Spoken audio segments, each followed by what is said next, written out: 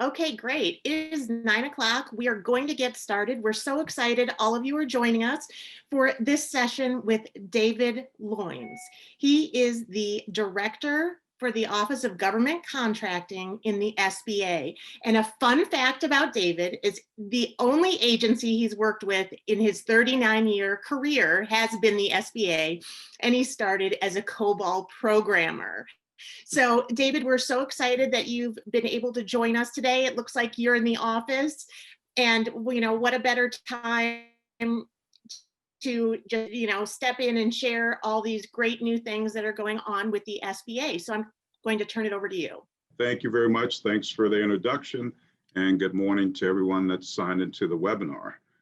This is certainly an exciting time to be an entrepreneur, and it's an exciting time for small business in particular.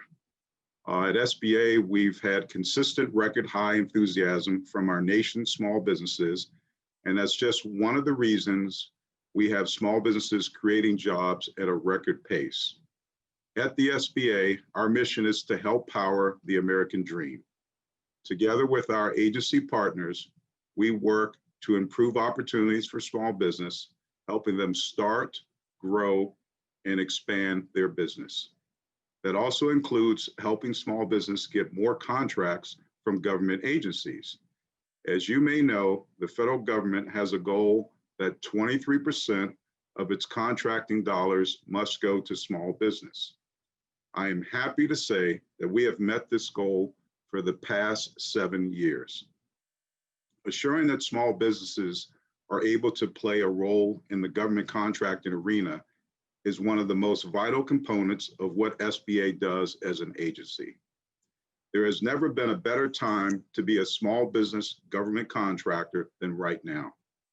In the past few years, SBA has helped increase small business government contracting market by over 28%. In 2019, it marked the third year in a row in which small business received a record amount of contracting dollars from the federal government. Last year, more than $130 billion with a B dollars in prime contracts and over $90 billion with a B in subcontracting dollars totaled over $220 billion in government spending with small business, supporting over 1.2 million jobs across the country.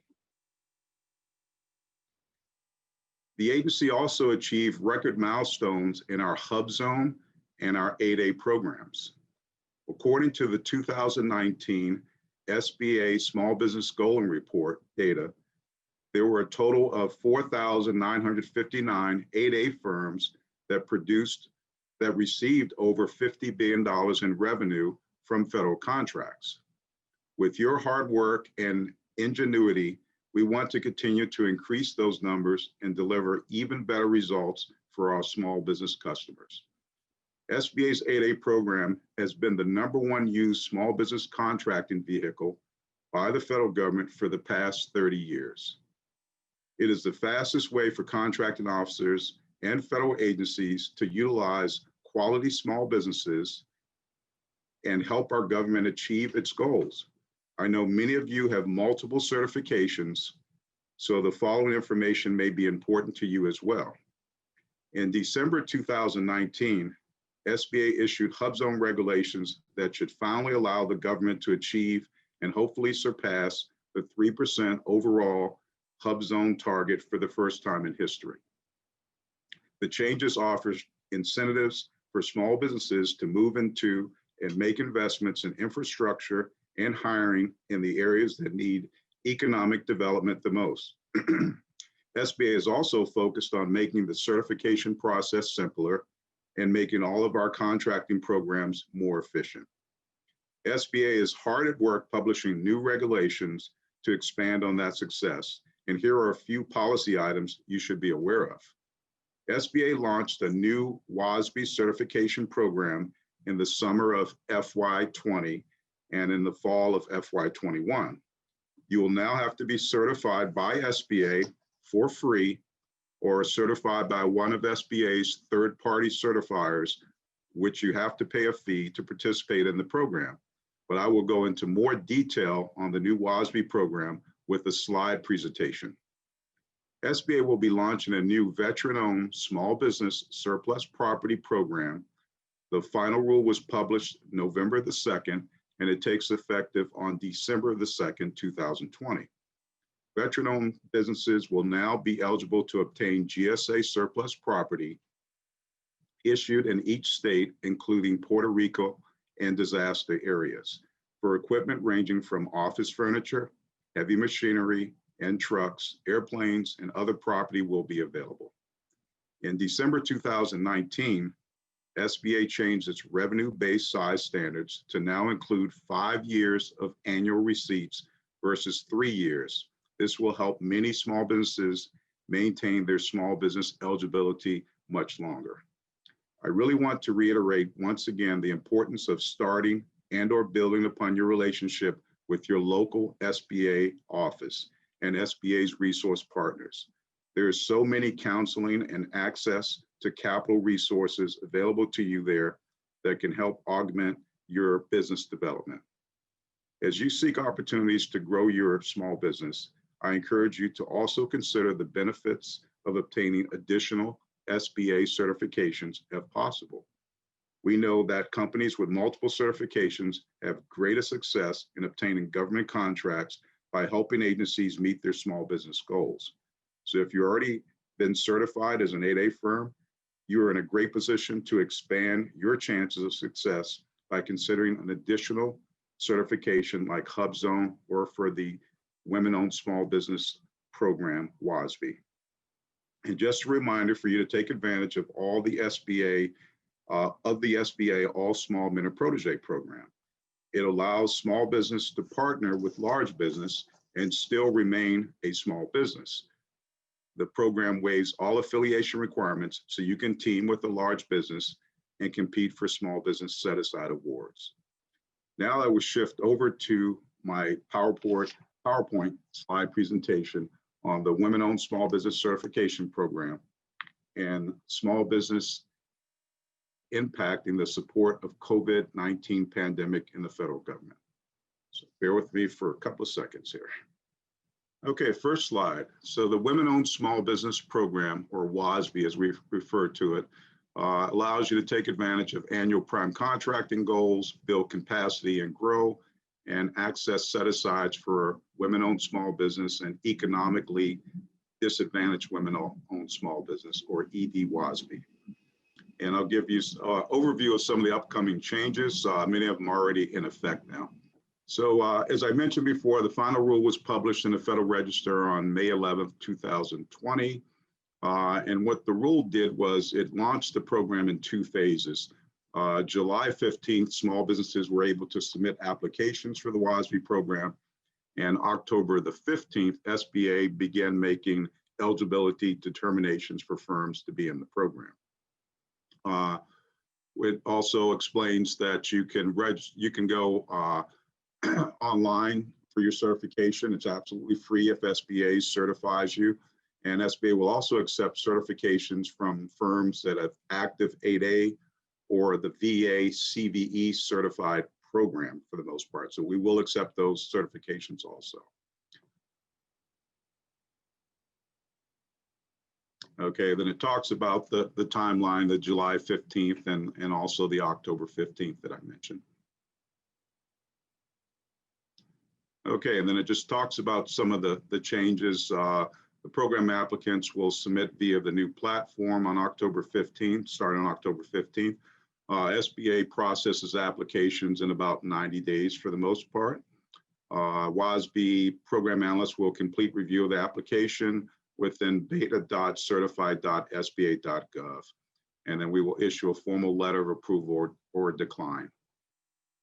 And we will also indicate that approval in the Dynamic Small Business Search, or a DSBS.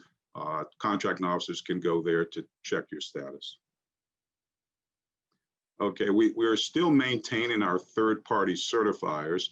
And as I mentioned earlier, they will also certify you as a WASB or EDWASB for a fee.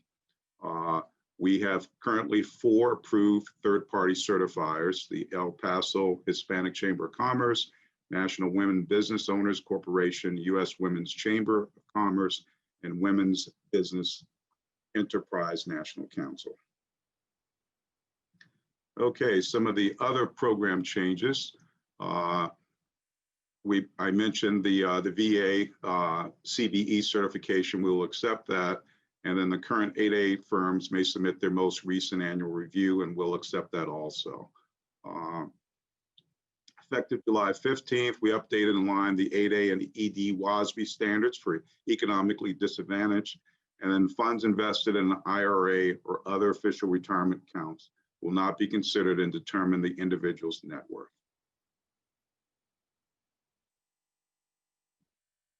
Okay. We also mentioned in a rule that SBA will expedite an application for a firm if you're pending a contract award. So instead of waiting the 90 days for your application to be processed, we will move it to the top of the pile for the most part and process that application.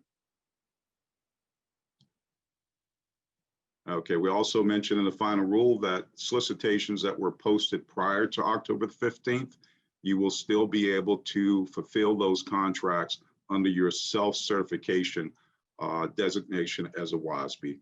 Just for solicitations after October the 15th, a small business must have the formal certification by SBA or their third-party certifier. Okay, and here's some websites here. I'll leave this up for a couple of seconds where you can find out a lot of information about the resources and where you can go to get more information, the local and regional SBA district offices, the Procurement Technical Assistance Centers, PTACs, and some of our WASB website online, frequently asked questions and a table of NAICS codes and things like that.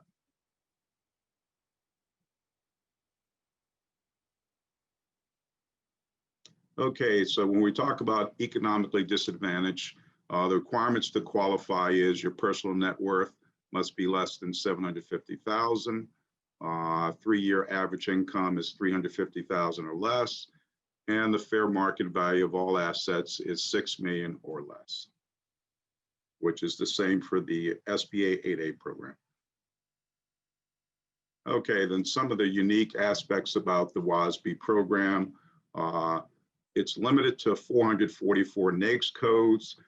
We have currently just begun a new NAICS code study. We do those every 5 years to determine whether we need to include additional NAICS codes in the program or remove NAICS codes. So we hope to have that completed by the end of this fiscal year. WASBs must provide the eligibility documents to the WASB program repository. And contracting officers must verify whether offerers have provided the required documents. Okay, let's talk a little bit about WASB and ED WASB set-aside contracts.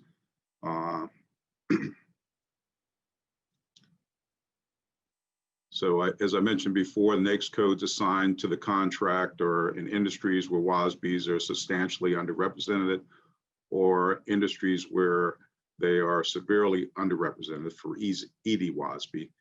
It still has to meet the rule of 2. The contracting officer must have a reasonable expectation that 2 or more WASB firms will submit an offer, and the price must be awarded at a fair market price. For the sole source contracts, it still has to be one of the eligible NAICS codes. The price has to be fair and reasonable. The contract value can be up to $6.5 million for manufacturing or $4 million for all others. And there can only be one WASB or ED WASB that can perform that work. Unlike the 8A program where you could have other firms that could perform the work and you can still do a sole source award. Under the WASB program, there can only be a single company that can perform the work. And there are some of the FAR references for the sole source and for contract awards using the authority supported by a written J&A. Okay, and this talks about a little bit more about the eligibility requirements for joint ventures, Some of the important things are that the ED/WASB must be 51% owner of the joint venture for the most part. They must receive JV profits with work performed at least 40%, must have a special bank account in the JV's name, basically showing that the small business is the owner of the JV and basically controls the day-to-day operations and performs most of the work on the contract. Okay, now it talks a little bit about the third-party certified documents, whether you're a corporation, LLC, partnership, or sole proprietorship. It talks about the certification questionnaire, current TPC certification, and then it mentions the SBA third-party certifiers again. And we talked a little bit about examinations and protests. SBA is committed to ensuring only eligible WASBs benefit from the WASB Federal Contracting Program. The following tools ensure compliance with program requirements. An interested party can protest your eligibility status, and so can the contracting officer send a request for an eligibility determination to SBA to make sure that you own and control the WASB firm. And 13 CFR Part 121 covers SBA's size protests and under those regulations. Okay, and had this been a month and a half earlier, these were big things for you to remember, but October 15th is come and gone. So we did launch the program. We're doing certifications. So hopefully if you're an eligible WASB firm, you have submitted your application for processing. Okay, and here's some more SBA websites. Some of them may be a repeat of the other slide, but nonetheless, here's some good places for you to go to find out more information. Okay, now we're going to switch gears and we're going to go into the pandemic, COVID-19. And what this chart shows you is the award dollars by the federal government to small business and large business. So as you can see, there's been $29.7 billion awarded to small and large. And if you look at the little green slice there, small business has received $8.3 billion or 28% of those awards. And if you look over to the right, then you can see the breakout for 8A, Hub Zone, service disabled, veteran-owned small business, and WASB firms. Okay, the next slide, it just shows the small business award trend going back to August the 20th, 25.4, and all the way up to the 15th of October, which shows that it went up to 28% being awarded to small business. So as you can see, small businesses is getting their fair share of contracts to support the federal government on the pandemic. Okay, this slide shows, we call these the 24 CFO Act agencies ranked by award dollars. That's basically the top 24 federal agencies that have the largest procurement budgets, and they contribute the most to the federal government meeting the statutory 23% goal for small business. And of course, you would expect that Health and Human Services would be the leading spender, since they're they house the CDC and all the other scientific agencies that work on the pandemic.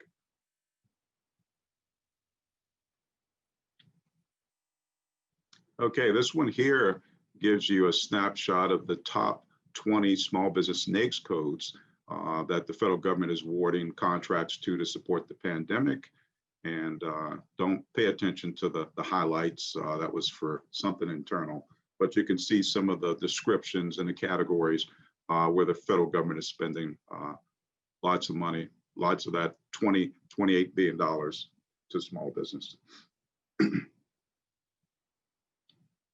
Okay, and this one shows the top 20 NAICS codes filtered by industry domination, and the following industries. More than 80% of the dollars awarded under the NAICS code went to small business.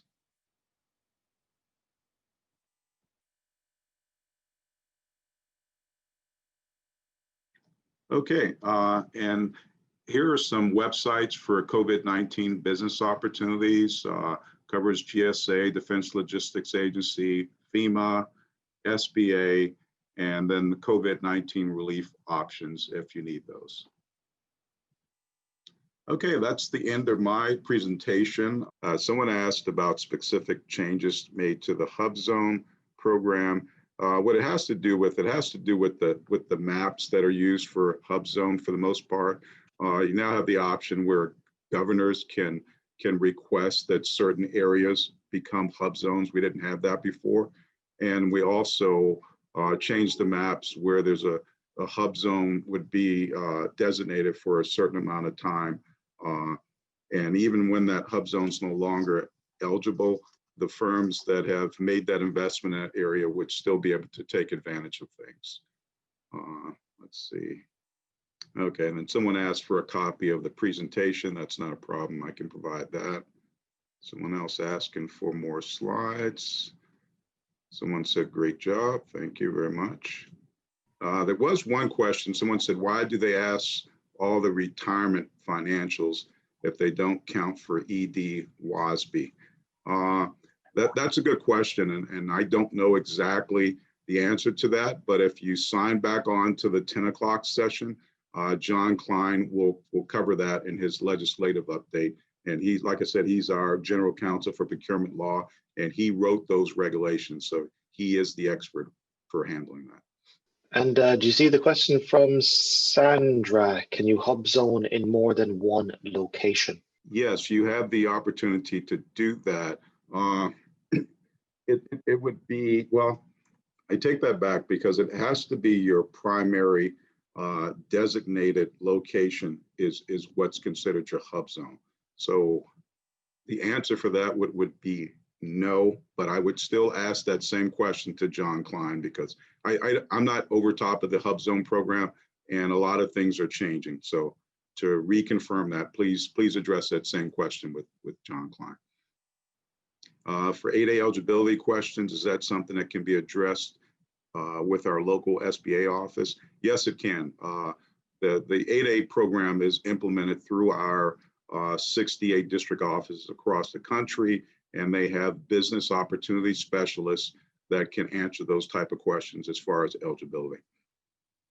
And to Melissa Sylvester, you're welcome. Do you have any advice, as in like specific advice if somebody has their own small business of in the current climate of what like if you could give them one gleam of advice, what would be the best actions they could take? Yeah, what I like to give to small businesses, especially ones that are just starting out, is to do your homework, find out what the government buys that you're selling and find out which agencies buy what you're offering for the most part. And don't necessarily, run to the really large agencies like DOD or GSA because they're going to have really large contracts and it may be more than what your company can handle at that point. But, don't be afraid to go after the smaller contracts. You get maybe 5 contracts for $100,000 each. That's pretty good money versus trying to go after $1 million, $2 million, $3 million contracts right off the bat. Subcontracting is always a good way to get into the federal marketplace, and it also helps you build past performance history, which is very important when you compete as a prime contractor. They want to see a track record that you have performed successfully. Also, by being a subcontractor, you don't have to go through a lot of the red tape, and you don't have to worry about the payroll and all the forms that the federal government requires. So, like I said, do your homework. Go to federal websites. They will have an agency forecast that will show you what they're planning to buy for that year. You can also go to the Federal Procurement Data System, Next Generation, and you can look at the contract awards. You can see when they're about to expire, and you can see what the contract was awarded for. So when you're ready to contact that agency, it's not a cold call. You can say, hey, I provide such and such services. I see you awarded a contract, on such and such a date. It's about ready to expire. And here's why I can offer you a better solution than what you have today. And then you'll have an idea of what the price range is for that contract award. So those are some of the things that I would recommend to small businesses. Excellent stuff.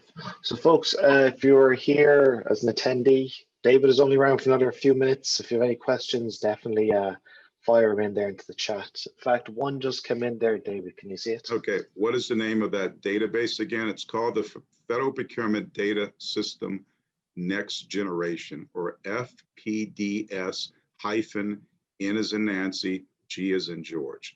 And it's it's online. Just do a Google search and you can run your own reports from that database.